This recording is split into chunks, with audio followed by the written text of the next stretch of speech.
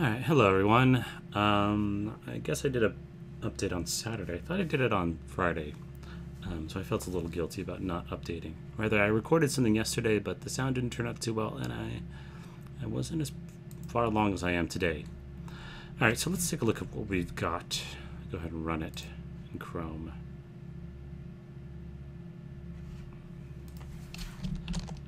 Pull it over here to this window, and reload. Alright, this is Number Ace, math game for kids, and here's what we got so far. We have a little hamster in a ball who doesn't move because I haven't animated him, and we got platforms here, and I think what I'm going to do is I'm going to change these to be like a platform and then like a piston up and down these things, so it should be pretty cool. This is temporary UI. Obviously, all this is going to change pretty quickly. We'll see how much I can do. There's about 6 days left, so so we're on platform number 4. We want to get to number 2. Turn up the power. So now we're going down by 2, and we'll press this. Boom, boom, and it flies over. Let's go to +6. So this will switch between plus and minus mode. Wait. All right, there we go.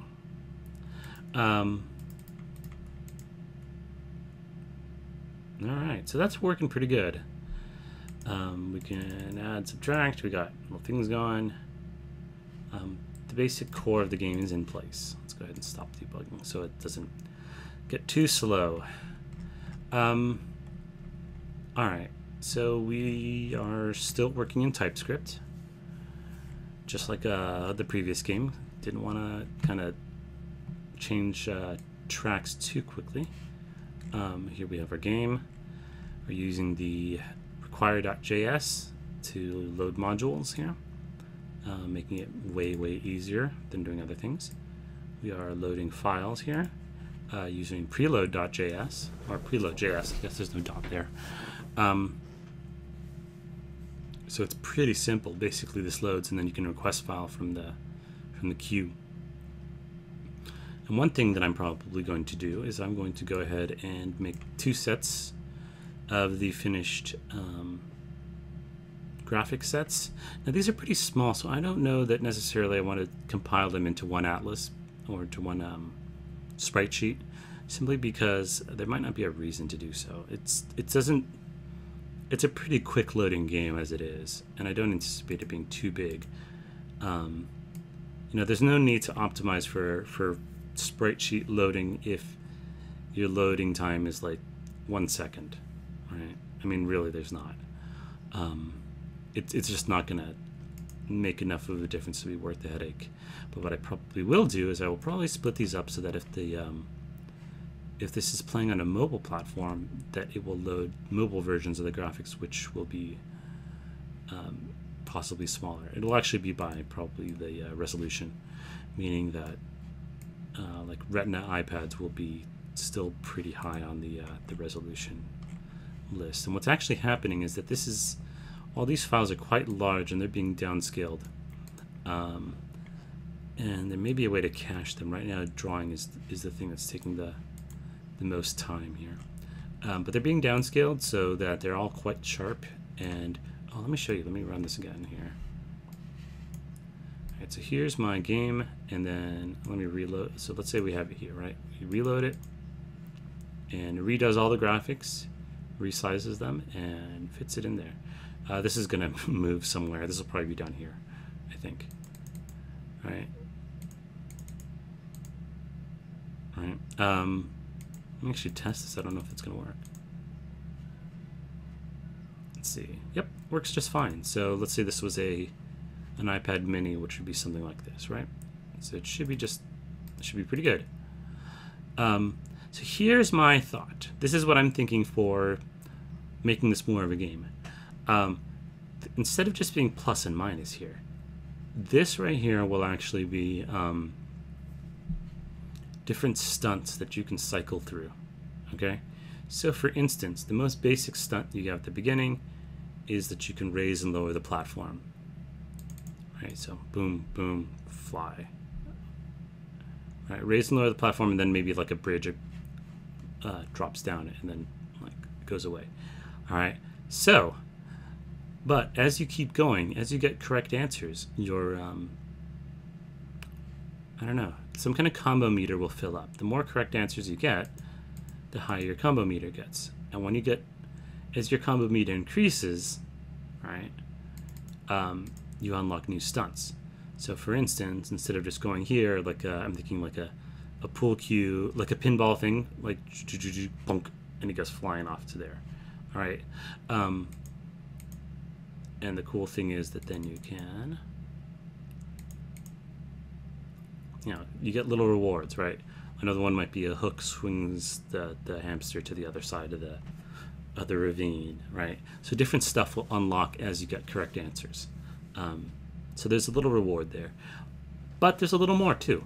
Remember how I was saying that I want these to be basically platforms, right? One thing that I'm thinking is that what I'll do is I'll have power-ups. And the power-ups might be on different parts of this. So this here is up at 10, right?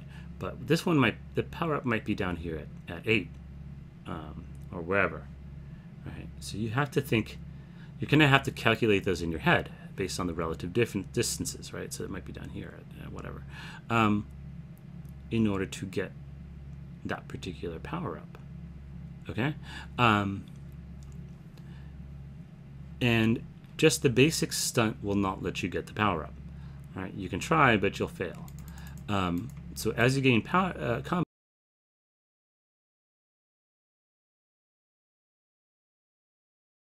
increasing your increasing time or whatever, I don't know, some kind of power-up thing, and different. What I'm thinking is the more stunts you have, the wider a range you can change, right? So, say the pinball one, right, can go down 2. Or I don't know. The pinball one I think is a normal one, right? It doesn't change anything. But I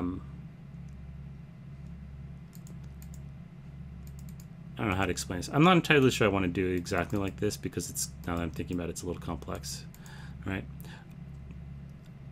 The kind of the idea is I don't expect this to be what little children do, but I kind of want it to be something that as you play you can kind of enjoy.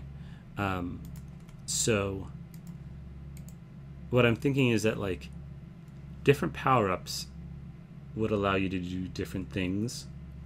So say the hook one would swing you and let you swing, you know, say 5 things above or below.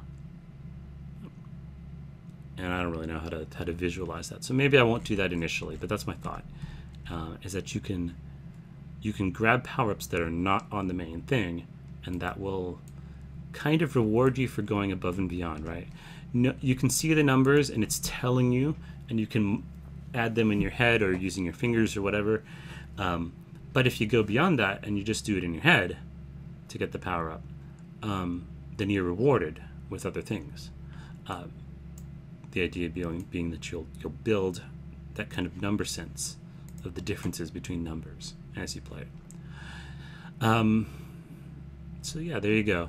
So what I'm going to do, actually I haven't shown you any of this. Here's my board building. I'm going to redo this part, which I just it changes to be change blocks and it animates things. But I've decided I'm going to remove this and I'm going to add stunts here, and the stunts will give me a common interface for the different animations and different ways of moving the player from one place to another. That way I can add them in a modular fashion so that I can basically add on as many as I can by the end of the week. Here's my UI. It's kind of a pain here to draw the controls and stuff. It's probably not anything I can do here. It's just the way it is.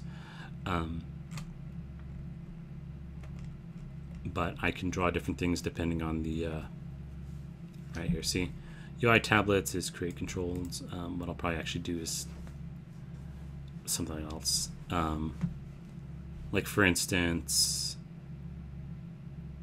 this size here should probably be, Actually, no, that's right. This isn't bad. I think this is an okay size. I just need to think about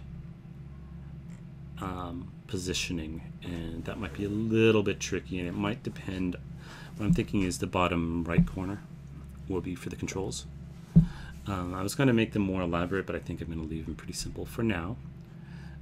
Let's see what else. Oh, I haven't shown you this. So this is the controls.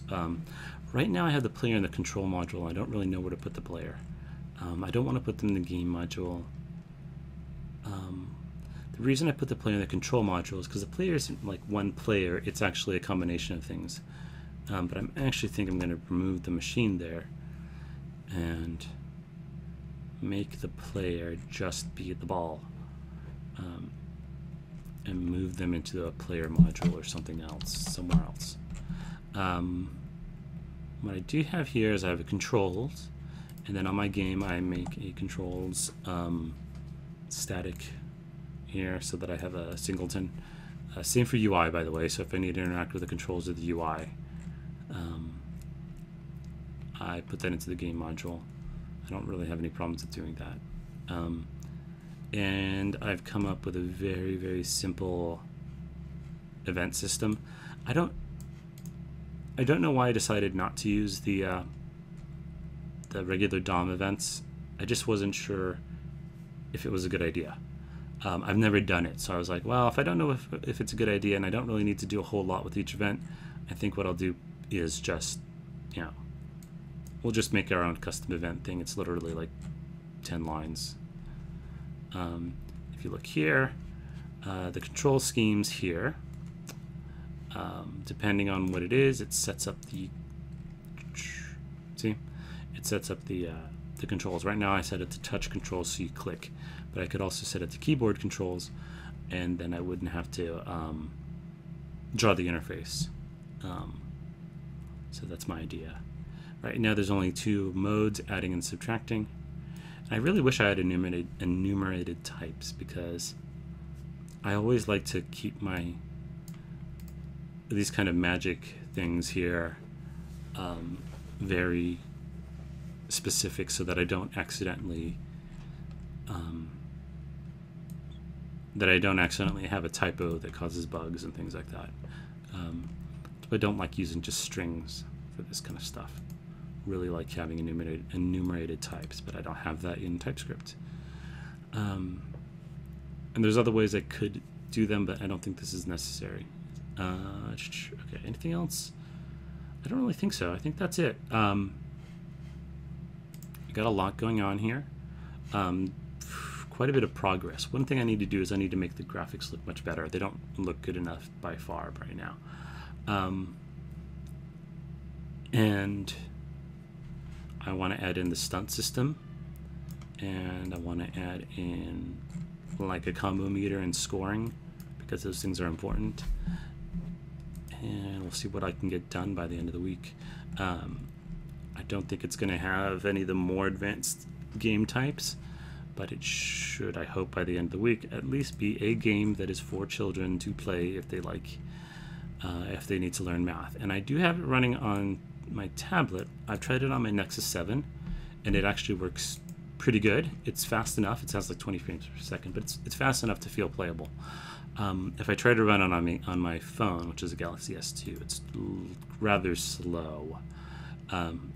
So I don't really feel like that's okay. But I might be able to optimize the board quite a bit and make that a lot nicer. One thing I could do, for instance, is generate a much smaller board. Right now I'm generating 30 lines at a time, but I could generate 10 lines and then just continually generate new lines as you progress through the game. And